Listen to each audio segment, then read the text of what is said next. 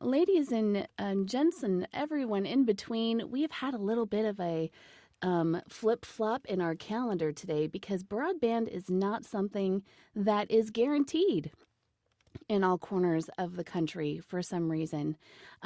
So with that being said, I would like to put a little pin in Conrad Cable. He will definitely be joining us at some point, but for now, we have the incredible privilege of having a fantastic guest here from Wisconsin. But before we get to that, I just want to welcome everybody to It Takes a Village. We sit down with candidates from all over the country to discuss a wide range of issues brought by you, the viewer.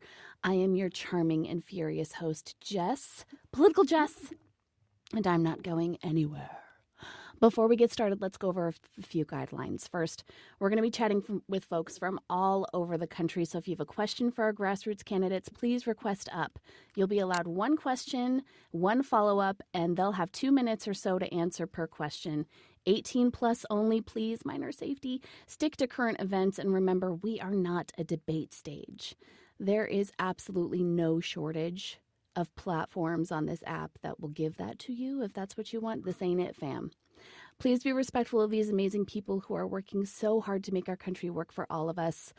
Failure to do so will result in your immediate ejection.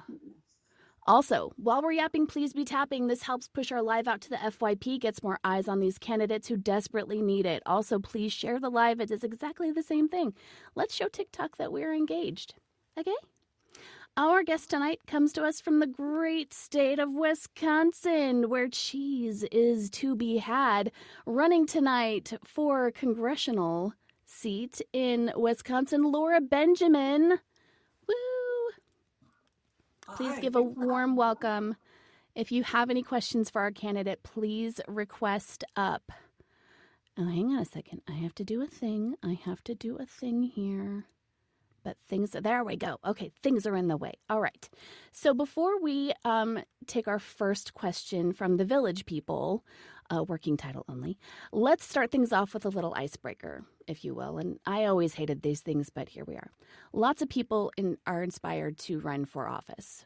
What was the camel that broke your back? Oh gosh, yeah. When I started this year, if you had asked me if I was running for Congress, I would have said that's insane.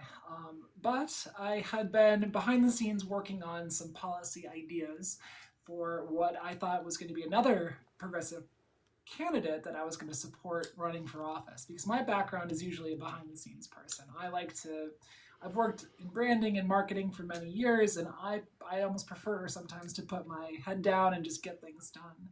And I was an Eau Claire city councilor here in Eau Claire, Wisconsin, for a little bit back in 2019. But my passion has been, again, solving problems. I guess is the best way I can put it.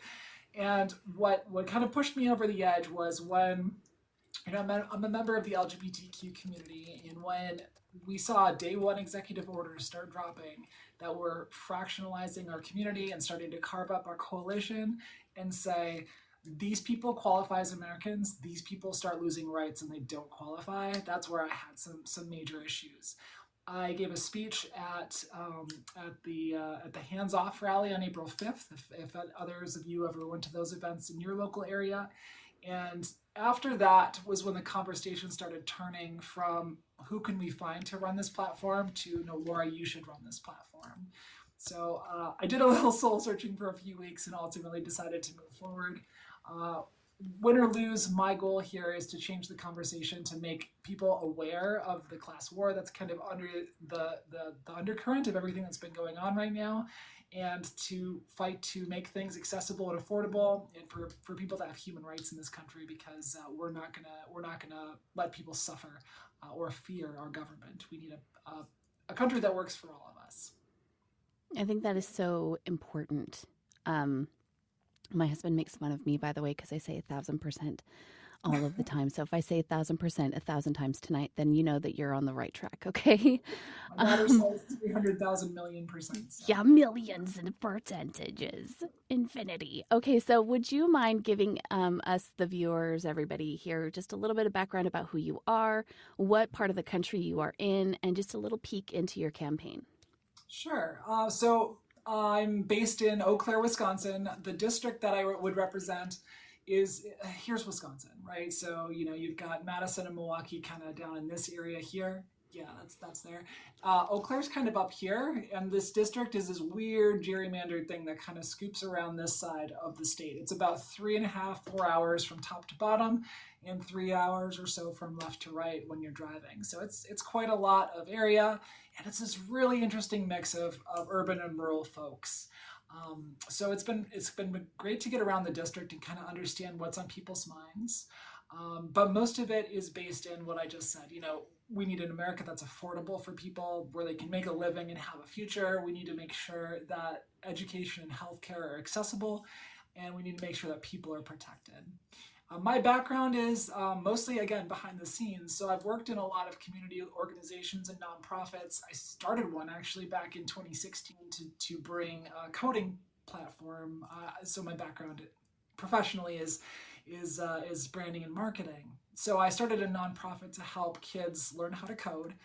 That got adopted by another group, and so it sort of lives on as something called Legal Beginnings. I don't know if they're still operating because this was almost 10 years ago now, but we did that for a few years. And then I've also been involved in things like the United Way. There was an arts center that we needed to get built here in Eau Claire, and we had a lot of opposition to that because they didn't feel like that would fit in our community, even though it's been a huge boon now that we've actually been successful in getting that done. So a lot of times behind the scenes. And then, as I said, I was in Eau Claire City Council for a while, serving the community that way.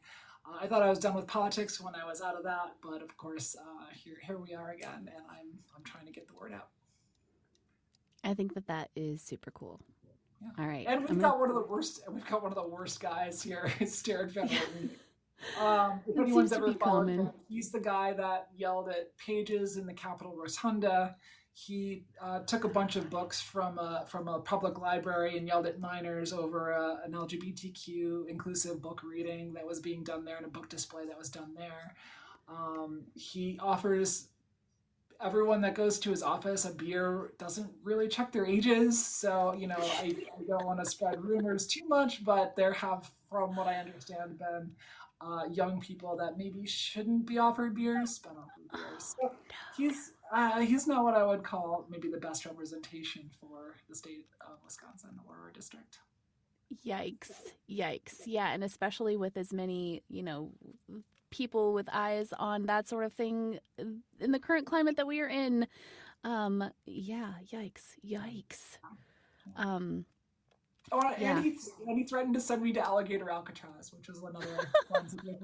You can check my video history for the story on that one if you're really curious. So he sounds like a real winner. Yeah, wowza.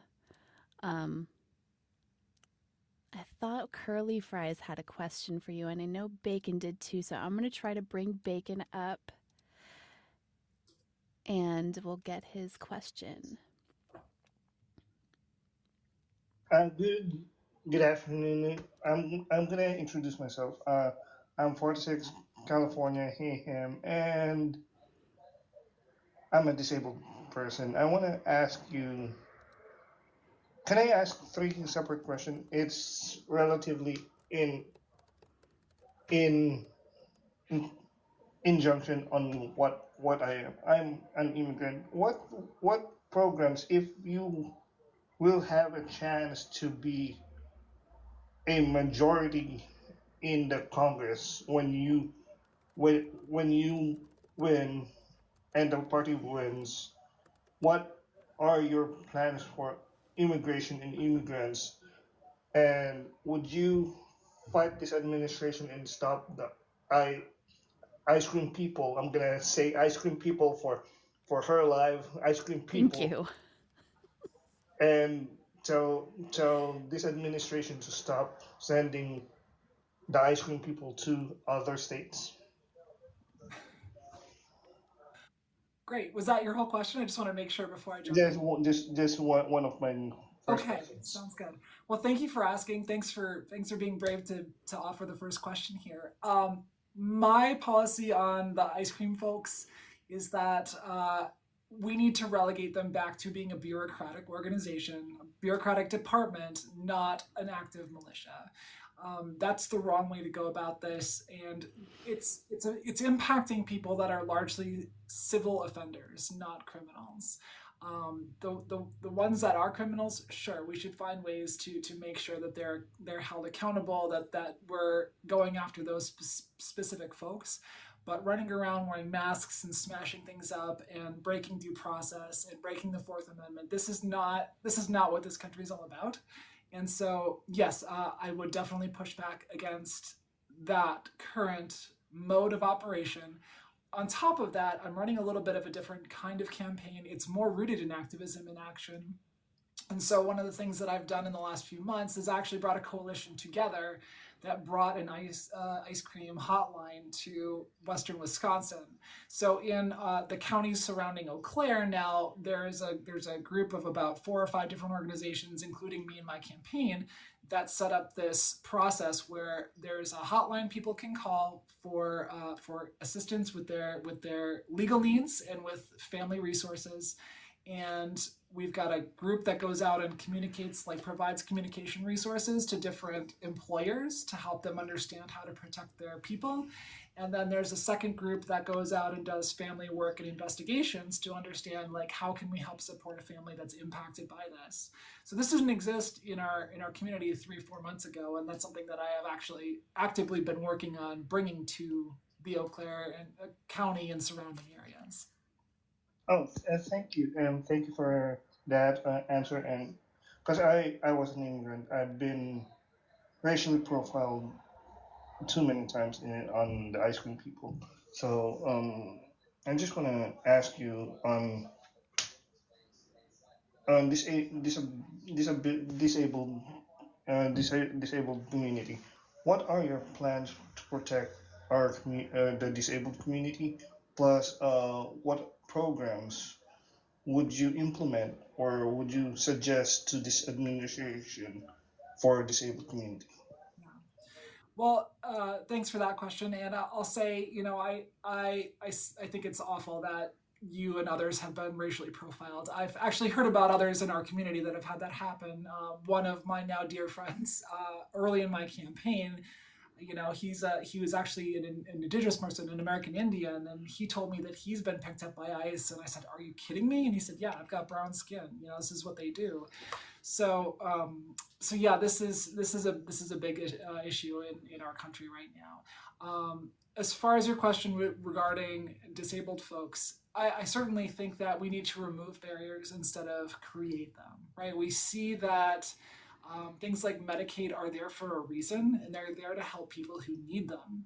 And when we create additional barriers, additional structures that bar people from accessing that, now they can say all they want that that's not a cut, but in reality, this is a cut not just to the budget, but also to the services being provided and the accessibility that brings with it. There's a group that I know, a couple that I know from Adams County, which is a part of my district here.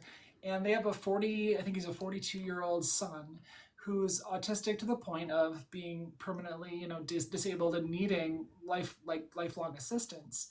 And one of the things that really struck me is that I heard about how, even in the current climate, they're having to show, once a year that he's still autistic, he's still disabled, he still has difficulty functioning in day-to-day life, he still needs to be part of this group home. They almost lost their care this year because of a paperwork error. This was something that, because these folks were retired, they had to go like 3 times back to their doctor, back to the administration, and say, look, he actually needs this care and support. He actually does qualify for this service. And finally they got it approved.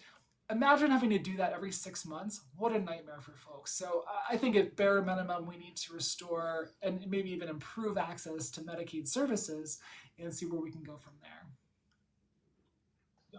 Thank you for that, and thank you for and good luck on your race. And I want you to know that I'm behind you as a disabled community. If you need some help, let me know. And my I want to ask you a favor. If you're gonna campaign campaign with let there be a disabled person to speak on their behalf on your campaign trail? So several folks.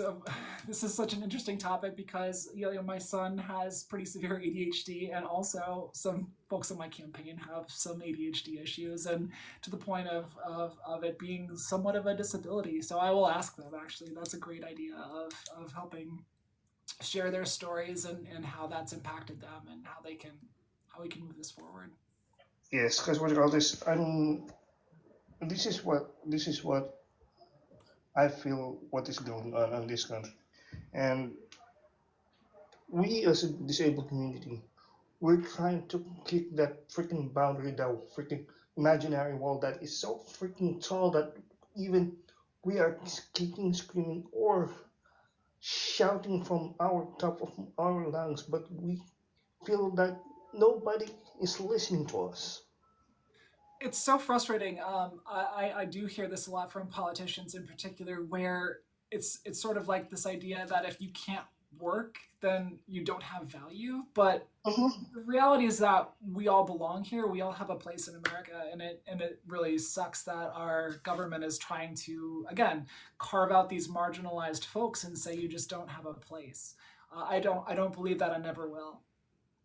And thank you for letting me. And Jess, thank you for bringing me up. And I wanna say echo this statement real quick.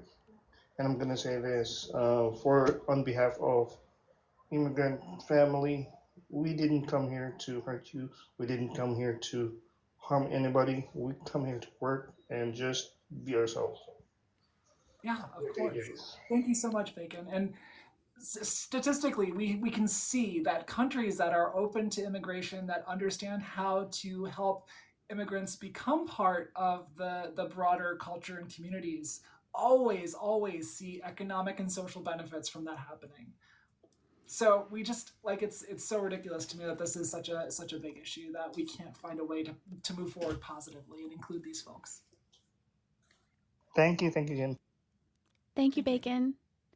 Laura, could you remind me what congressional district you're running for? Wisconsin's third. Third. Yes. Fabulous. And who's your opponent again? Eric Van Orden.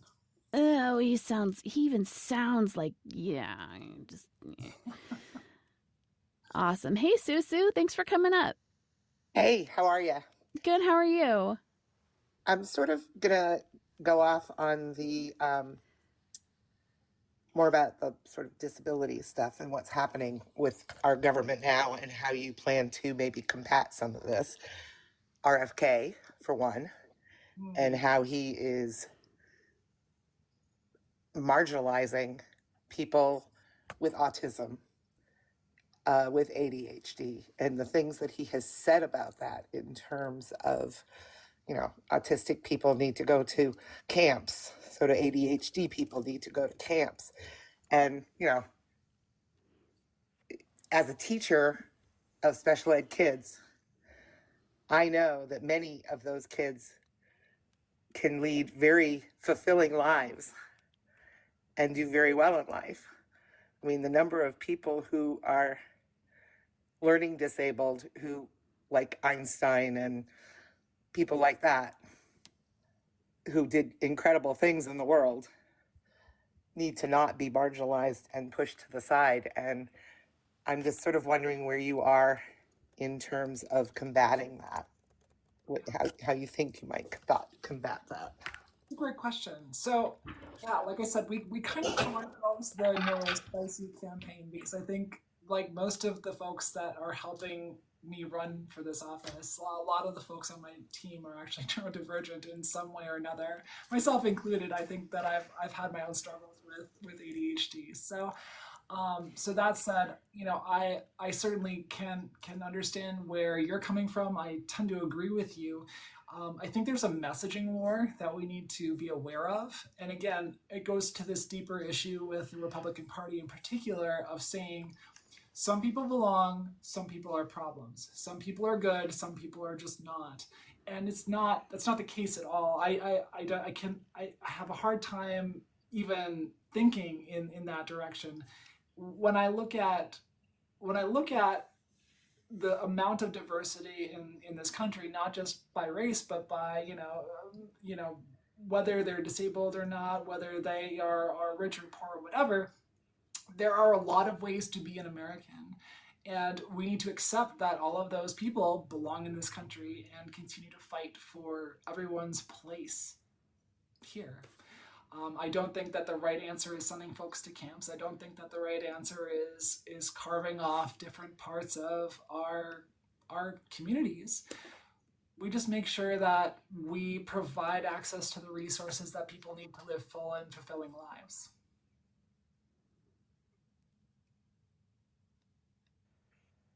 Sorry, I turned off my mic so I wasn't making noises while I cooked dinner and talked.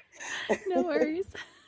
Susu, can I ask you a question? Are there programs in particular that you'd like to see, or that I could research more about to learn what I could promote in terms of mental health and some of these things?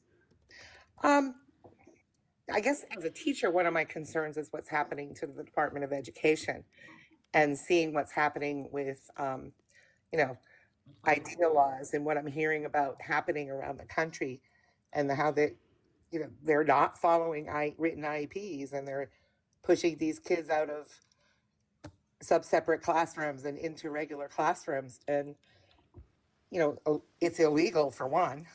We had to fight with our school district in order to get my son through his IEP program. So yeah, I understand. Yeah. I'm the mother of this I guess is another question for you. I am the mother of a adopted daughter who has naturalized citizenship. I adopted her from overseas. And I'm very concerned about the rhetoric around pulling naturalized citizenship from people. What's your take on that?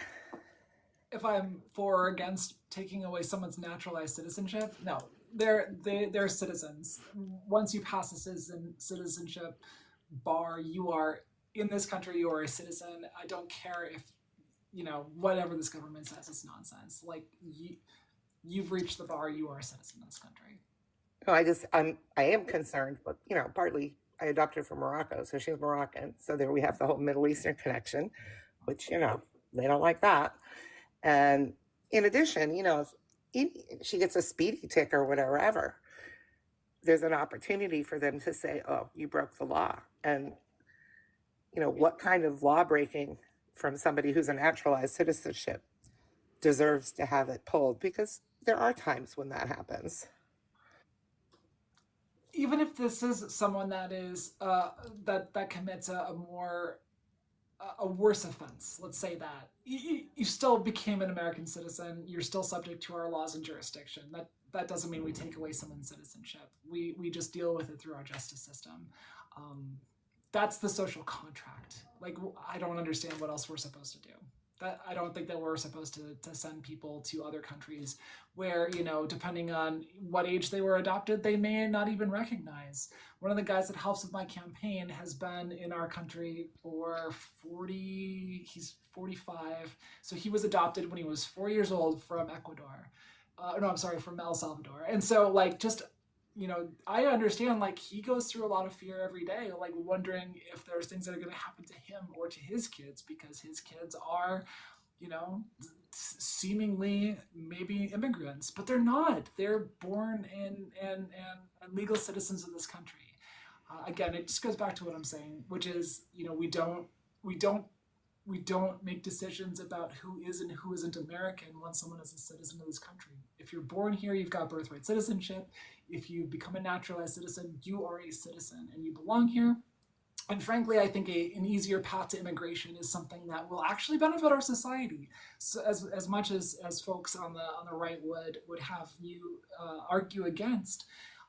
Again, statistics have shown that societies that are inclusive and open to immigration, of course, there needs to be some sort of process and some sort of way to check into folks in their background and make sure that we're bringing in people that aren't going to come and commit crimes or whatever. But once we pass that bar, let's welcome people here to this country like maybe we used to, because we are a country of immigrants. We are for sure. Okay, no, thank you for talking, and I will step down and let someone else come up. Thanks, Susu. Thank you, Susu. So to keep the conversation going while we're waiting for our next person to pop up to ask you a question, I would like to ask you about your opponent. What would you say has been the most egregious thing that he has done since he has taken office? And what would you do differently? I know there's so many options here, right? But if you were to pick the one thing that he's done, and what would you do differently? There are some recent things that I think are especially egregious. Like right after the HR 1 bill was passed, someone tweeted something about how this was going to cut all of these social programs for people, and he retweeted it with a simple, like, you can go find this out. It's a meme for a while, or been a meme for a while. He retweeted it with simply the caption, "Yes," in all caps and an exclamation point. That was his response to like how excited he was that this was happening. So he's gotten a lot of flack for that around the district here. Beyond that, I mean, he says he wasn't involved in the actual storming of the Capitol, but there are photos of him there on January 6th as well. And I think that, frankly, anyone that was there participating or supporting is disqualified from public service. Yeah, up to and including the president, I believe. I'm right there with you. So there are like a million things that are hitting us in the face every single day, like a fire hose to the face, but not in an exfoliating, sort of relaxing sort of way, And it's so hard for us to focus on one thing all the time, because there's just so much coming at us. What is one thing that you're absolutely passionate about that you feel like it needs to be front and center in this election cycle? I want people to stop treating this like a regular election cycle. I want people to get out and join community groups. This is so critical right now. We've seen, over the last about 20 or so years where people have adopted technology and they stay more in their homes and they don't get out to meet their neighbors or get involved in their communities as much. Right now is about the best time to go out and do this. Meet your neighbors, understand who is in your community. Because when we have these face-to-face conversations, I go out and talk to Republicans. As part of my campaigning, but also because I'm just genuinely curious. Sometimes I want to understand why they believe certain things, and it's non-confrontational and it's conversational, and it's a way to understand that in many ways we see very eye to eye. It's on these sometimes 2 to 3% social issues that will have wildly differentiating opinions on things. So. Number one, get out and meet your neighbors. Number two, join some community groups. And that means, someone that's trying to do mutual aid things. For me, that was joining the Chippewa Valley ACLU chapter and our local help form, a local Democratic Socialists of America. For those that don't know, I'm a Democratic Socialist. So finding ways to connect with other people in your community just to be understanding of if there's a need for mutual aid, which I think we're going to see as more and more services get ripped out of the federal government, they're going to fall to everyday people to lean on neighbors in order to accomplish. And knowing your neighbors is the best way to prevent conflict in the future, because if that person works for an authority that maybe is going to start clamping down on things happening in your community, if they know you personally, if they know you're, as a human to human, they're a lot less likely to resort to dehumanizing you, committing some acts of violence, things like that. Those are the ways in which we build stronger communities. So I'm going to say it, get off TikTok, get out in your communities, talk to folks, go to these meetings, make that time a day or two a week to get to know other folks in your area. I think that's really important advice to give to people. And I think that as a country, we have been so trained, for lack of a better term, to focus on individualism rather than community these days. And with everything happening, it's so easy for us to just kind of retreat into our own shells and not be brave and get out there. But I think now is the perfect time for us to do it. So You want my class war perspective on it. It's a lie. The rugged individualism idea is a lie that the upper class tells us, so that they want us to think that we just get to we have to pull ourselves up by our bootstraps. We have to do it all ourselves. We can't rely on each other. We can't find ways to work together. They want you to think that we're all just in it for ourselves. And when they do that, it makes it really easy to sort of say, oh, well, we can go ping, ping, ping and pick people off one by one. And yeah, I do look at it as a bit of a class conflict, because they are being incentivized and they're using the government in order to enrich themselves. This has been their goal for the last 45 years. All of those benefits of the New Deal. I'm like a late Gen Xer, early millennial. I feel like my generation was the last to benefit from that New Deal era politics, where both FDR and Eisenhower understood the need to have these social programs, have them funded by the wealthy people, because they are able to work at a scale that requires them to give back into the society that they're frankly exploiting, lowercase e. We're not making a judgment here, but profit is exploitation to a degree.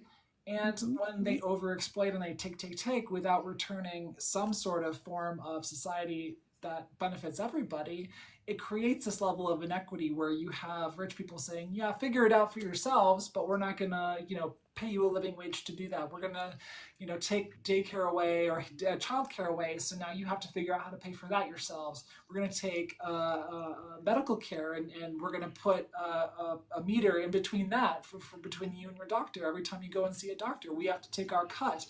And before you know it, everything is just a for-profit thing, and you're standing there by yourself going, how does anyone make it in this country? So that's where I'm saying, like, they use roads just like we do. They use the fire and police department. They benefit from our military. They benefit from, all these social programs. They should help fund them. Yep, 1,000%. All right, I'm going to bring Mike up to ask a question of you. Sounds good.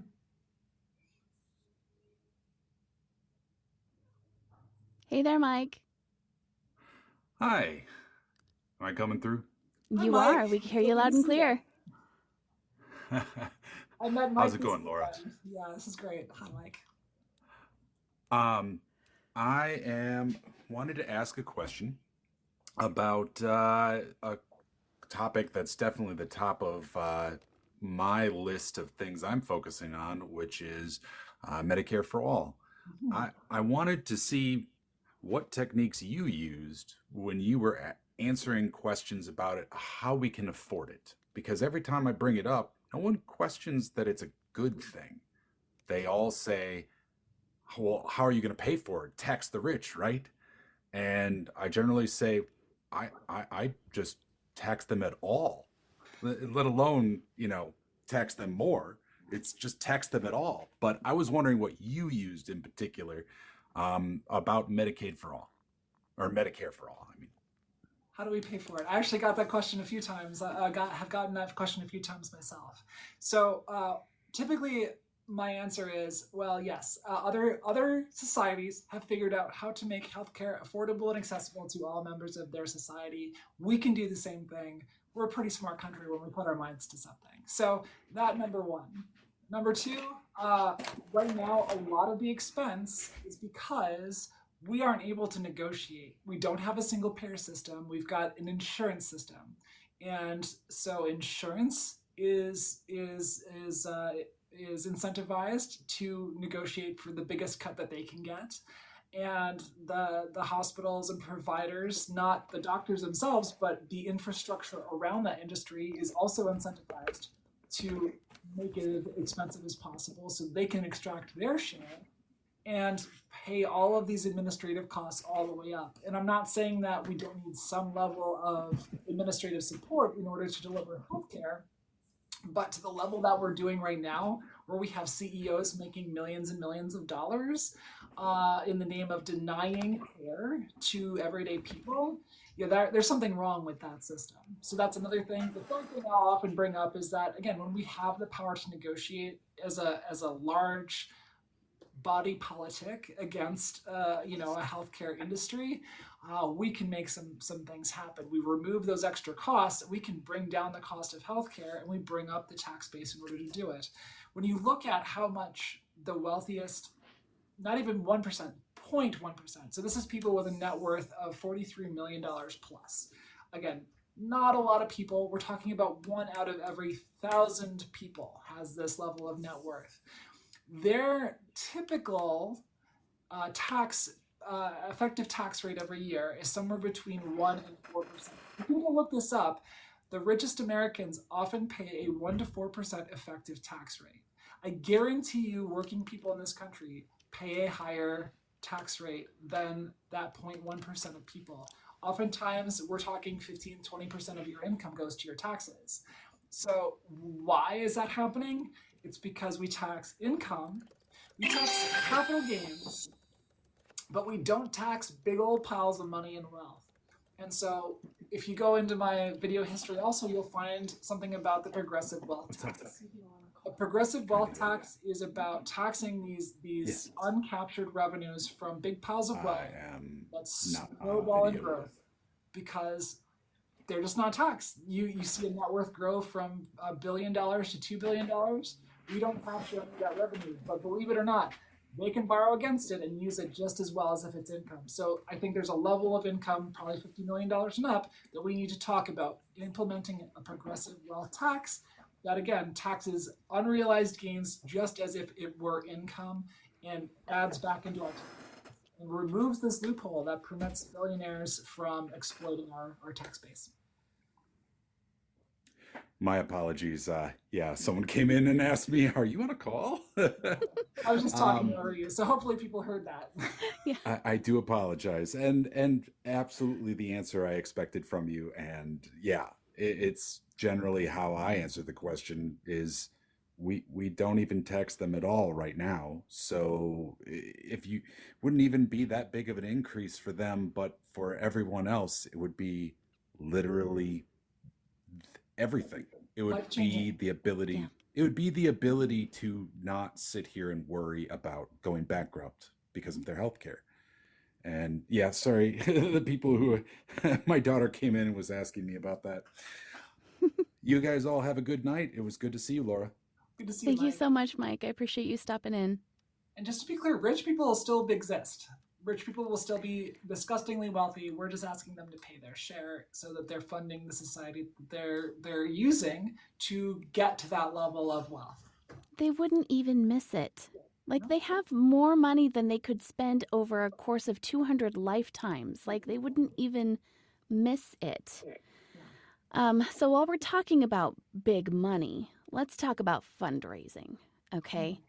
So, as you know, big money has completely destroyed the fabric of our government. It has made it nearly impossible for regular people just like you and me and anybody else in the chat to run for any political office without kowtowing to AIPAC and other giant, money-making machines for politics. How are you fundraising? And what can we do to help you meet your goals? Great. Thanks for asking.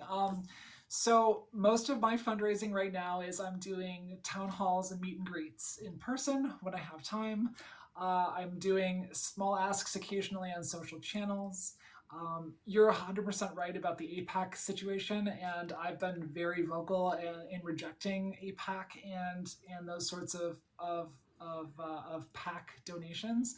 That's what this is actually behind me is I got an endorsement from Citizens Against AIPAC Corruption because I 100% agree. AIPAC is funding both sides because they know they'll get that return on investment back in terms of military aid and political support. And we need to make a change there. So the biggest things that'll help me is, if you've got a $5 or $10 ability to do a recurring donation, that's great. You can jump on my website. It's laurabenjaminforcongress.com. There's a donate button, and you can jump in there and do that. Or if you're just like, hey, this is really great, I've got $20 or $50 I can spare, I'd love the support. Awesome. The last thing I want to touch on before we get into Activist Alley here is I want to talk to you about term limits. Can you give us some insight on how you would approach term limits, especially when it comes to members of our highly inadequate, formerly Supreme Court? Yeah. So there's a policy on my website about this. I'm a huge fan of term limits. I believe that Supreme Court should be 10 years and we're done. I don't think we should do lifetime appointments. It opens the door for too many corrupt things, as we've seen from some members of this court. In addition, I think that we're facing down a lifetime, potentially some 30 or 40 years of a court being stale and stagnant without seeing a lot of change in terms of the mentality and vision of what those people are going to bring. And honestly, I know a lot of them are my age or maybe just a little bit older, but I don't want to see my generation running the show in 20 years. I think that should be the next generation or the generation after. We need to have a more legacy-minded government that understands that, when you get to be 60 or 70 years old, it's time to pass the torch and let the next generation kind of run the show and bring their vision for what they want to see out of an America move forward. In addition to that, I'm for term limits in the Senate and in the House. I think that we should see a maximum of 6 terms in the House. I've been a little bit back and forth on what that number might look like, but I do think that there's some benefit to getting a couple of terms of experience as you get momentum. But, again, once you've reached that 12-year point, maybe it's time to let someone new run for that seat or open the door up for someone else. And then in the Senate, I also think there could be a 3-term limit. So maybe we're capping that at 18 years. So, people that want to be lifelong in politics have 30 years of opportunity at the federal level to serve in those offices. And honestly, that's a career. So let's do something like that. I love this. Not a huge fan of people who are not able to fly a plane flying our government. You know what I'm saying? Yeah. If you can't fly a plane, you really shouldn't be in politics. Well, that may disqualify me because I had LASIK surgery. So I'm talking about age only. It's fine. It's fine. No, okay. It's not age. I just know I have friends that are pilots, and you have certain restrictions based on I think it's if you wear contacts or have a LASIK or something like that. Maybe it's certain kinds of planes. I don't know. They have a lot of rules, and hats off to them. Those guys are amazing. So we're going to kind of switch gears a little bit here. We've gotten some amazing information here tonight, and we've done wonderful things to learn about you, Laura. I'm so glad that you decided that you could join us. Thank you, by the way, for hopping in last minute, despite the internet issues that people in our country are really suffering with, you guys. It's kind of crazy. Well, we're going to switch gears, and I'm going to bring up an amazing content creator who is doing some amazing things to help get people involved. This content creator is part of a movement that has the potential to move and shake the fabric of this country, and maybe he has some insight for you. Folks, it's 7:20-ish, and it's time for Activist Alley with Devin. Take it away, sir. Oh. That was an intro. Thank you. It was an intro. See, I don't skimp on the intros. I'm a voice actor, so I gotta give you the whole business, man. Oh, now my palms are sweaty. Oh no, the big screen too. The oh big my God, screen yes. too. I know. I'm glad. You have the stage say. Anywho, so the People's Sick Day. It is a movement that I am a part of that was started by women. It is a women-led movement, which means it's being done right and it's being done strategically. It is a 3-day labor strike, a 3-day economic blackout, and also during those 3 days, you can either turn off all of the streaming services, Apple, Spotify, etc., or just full on cancel your subscriptions. Reason we're doing this, it's pretty blatantly obvious. The overreach by the government, them going full authoritarian, full dictator, and we're had enough of their shit, essentially. So, it's fair. During those 3 days, we will be doing nothing. And this is exactly how we strike back at them, as I like to say, because it's a strike. Get it? See what I did there? So yeah, and we did this because we're sick of this shit. What was I gonna say? We will be dropping it 48 hours in advance. That way, we're not giving them a heads up as to when it's coming. Because if you think about it, if your manager, director, what have you, is to hear about this, and a bunch of them have, we've gotten feedback, they say they're already worried about it. And they say, oh, are you participating in this people's sick day? You are going to get your pay docked, or you're getting written up, what have you. So that way, they don't know it's coming. Fox News, they thought they knew it was coming. They thought, oh, we totally infiltrated their Discord that we had created. You didn't get any information. You don't know when the date is. You don't know what's happening. And that actually helped out because while it was on Fox, they were listing our 23 list of demands, starting with the impeachment removal of this entire administration. People were seeing it and saying, oh, you want $20 an hour for all workers? You want Medicare for all? You want, hands off Social Security and Medicaid? That sounds pretty good. I think I want that too. So they were in our Discord. Mary Trump spoke about it on her podcast. Two of our organizers, Casey and Caress, they were interviewed by Joy Reid. So we've had some motion with this thing. And if you do want to join the Discord or the Facebook group, you go to thepeoplessickday.com. 2 S's, peoples, S at the end of peoples, S at the beginning of sickday.com. That's where we're organizing, and it would behoove you to join that because this app is going to mess with us left-leaning people on September 13th. That the new community guidelines are basically going to nuke the left-leaning creators, and we already have no guarantee that we will end up on your For You page when we drop our announcement, because we're already getting suppressed enough as it is. So that way people don't miss a day and say, oh, well, I didn't know. You go to the Discord, you go to the Facebook group, you wait for go time. We've partnered with Messages from Mayday. If you follow her on here, she is also an activist.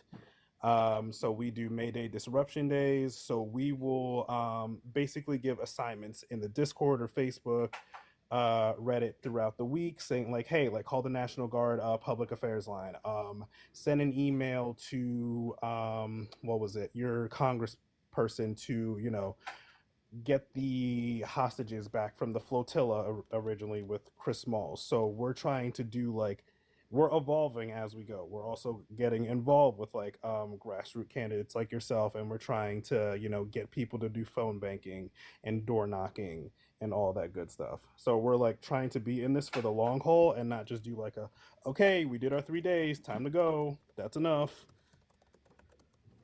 And yeah, Naomers just put the Discord right there in the chat. Yeah, so click on that Discord and go join if you can, guys. It's gonna be lit, but it's also gonna be really good for our country to have this many people join together in activism to really change things for the better. So thank you, Devin. I appreciate you. Actually, Laura, real quick, I had a question. Yes. If you, when you win, if you were presented with a legislation or some type of, solution that would lead to somewhat of a Nuremberg trials where accountability would be demanded for everybody who is participating in these crimes against humanity, would you support that? It's in my platform. It's on my website. 100%. Love it. Love it. Shut me up. I mean, I think that's really awesome. Okay, so just constitutional violations of this administration are beyond measure right now. So yeah, there should be accountability for this. And so, man, from the top all the way to the bottom, right? Are you also planning on bringing regular red hat wearing Joes in for? I think that there's a conversation around ice cream vendors that need to be seen in court. Yeah. I love it. 1,000%. Yeah, that's a good soundbite for followings. I think that's awesome. That's what the people want to hear. All right, That's I'm what going to the drop in. people want. Thank you so much, Devin. I appreciate you. Thank you for having me. Talk to you later. Laters. I think one So of the biggest failings. Sorry to jump in. Go One ahead. of the biggest failings of the last administration was not to carry through justice on what happened in 2020. So, yeah, there's we need to talk about that when the tide changes. I think that there's a lot of hope on the Democratic Party, for lack of a better term, that they can just continue to take the high road and business as usual. And if they could just hang on until the midterms, then, there could be a blue tsunami that comes in. But people don't realize that it's been 9 months just about since this president took office, and our midterm elections are 14 months away.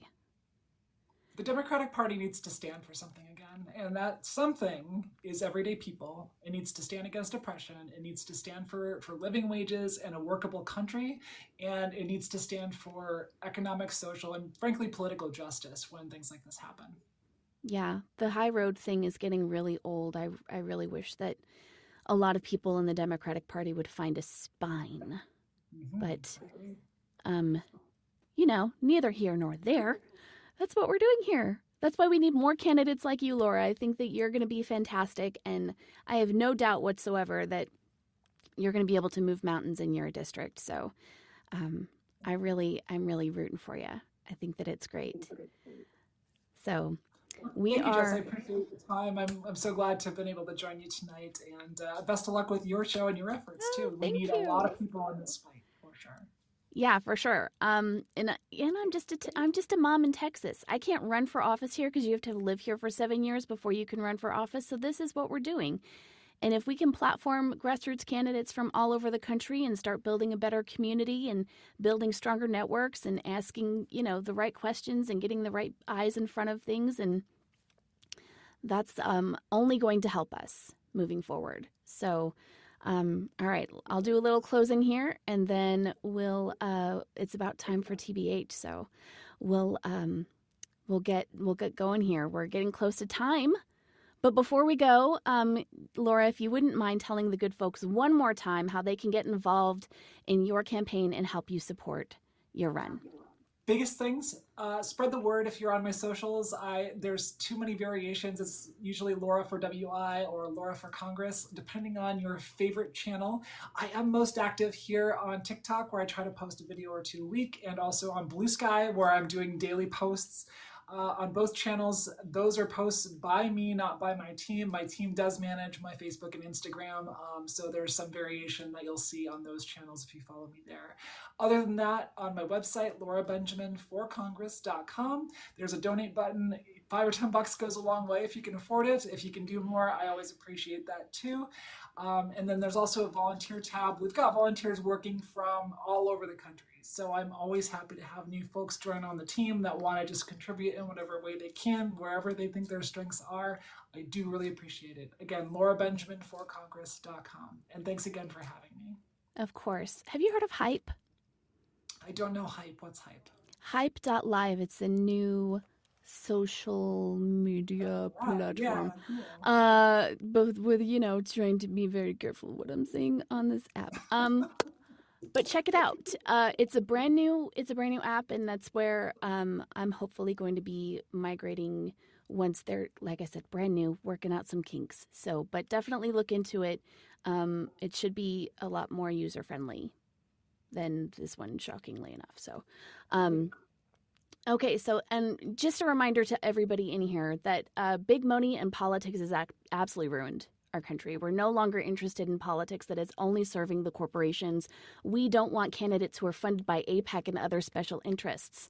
We want candidates just like this who are going to serve the people, but that money has to come from somewhere. So whether it's your wallet or your time, just make sure that you're doing everything in your power to help these grassroots candidates. Even following and sharing their content gets more eyes on them and pushes their message across the interwebs. And you can do that for free, folks. The time for change is now, and we all have to work together. Wouldn't you agree? 100%. 1,000%. 1,000%. Yes. This has been super wonderful, and I would be absolutely remiss if I didn't send a special thanks to the amazing mods, our incredible content creators who are here to support us today, as well as our incredible design genie, Kayla. Please send them and our candidates some well-deserved love in the comments. Also, make sure you're registered to vote and keep your eyes on your election cycles in your area, because they're doing some hanky stuff, and you've got to make sure that you are paying attention. The days of us just showing up to vote at our election contests thing are gone at this point. So make sure you're paying attention, make sure you are registered, and keep an eye on your local election schedules.